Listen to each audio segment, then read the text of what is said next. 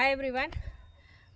నిజంగానే కామెంట్స్లో మీరు నన్ను అడిగినట్టుగా మా భూమి కొంత భాగం నదిలో కొట్టుకుపోయింది. అది నిజంగానే కొట్టుకుపోయింది. మరి నదిలో కొట్టుకుపోయింది అని అంటే మరి రిస్కీ కదా భూమి చాలా అని మీరు అనుకోవచ్చు. ఇది ప్రకృతి, ఓకే. సో ప్రకృతిలో కొన్ని విషయాలు బై డిఫాల్ట్ కామన్గా ఉంటాయి. వాటిని మనం సెట్ చేసుకోవడం ఎట్లా అనేది చూడాలి, అంతేగాని రిస్కీ కదా అని చెప్పి వదిలేయద్దు.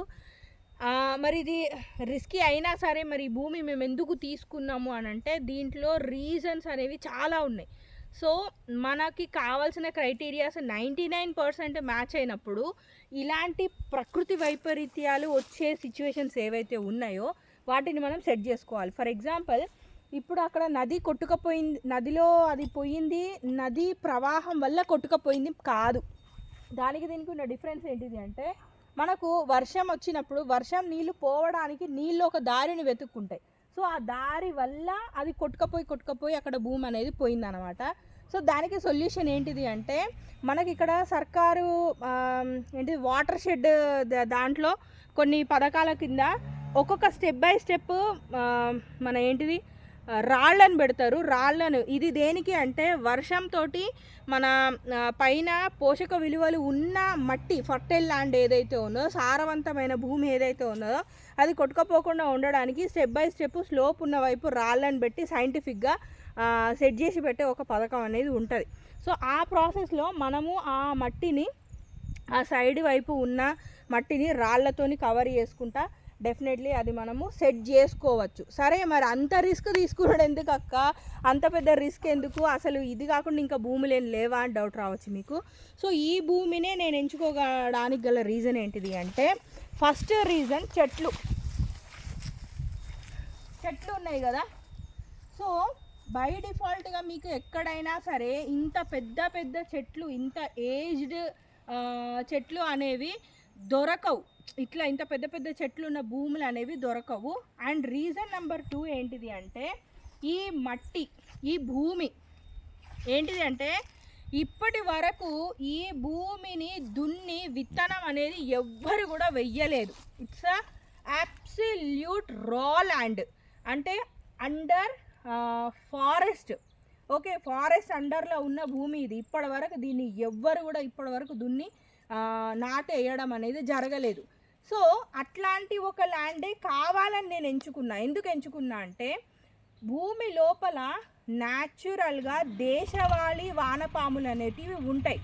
మనం ఇప్పుడు వర్మీ కంపోస్ట్ అని అది ఇది అని చెప్పి మనము ఏంటిది తయారు చేసిన వర్మీ కంపోస్ట్ని తీసుకొచ్చేస్తాను.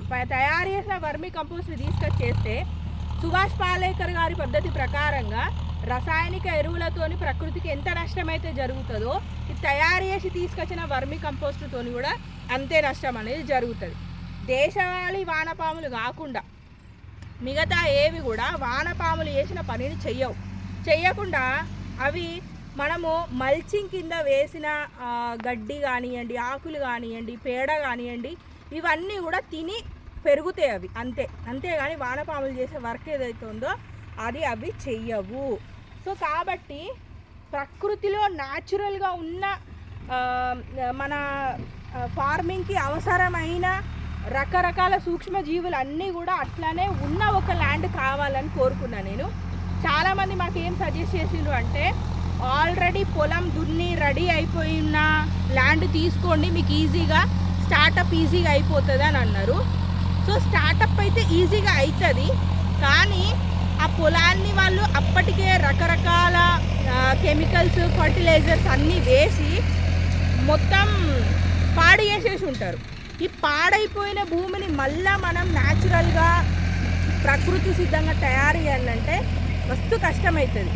అండ్ దాంట్లో న్యాచురల్గా ప్రకృతిలో ఉండాల్సిన బ్యాక్టీరియాస్ అన్నీ కూడా, సూక్ష్మజీవులన్నీ కూడా ఖతమైపోయి ఉంటాయి ఆల్రెడీ.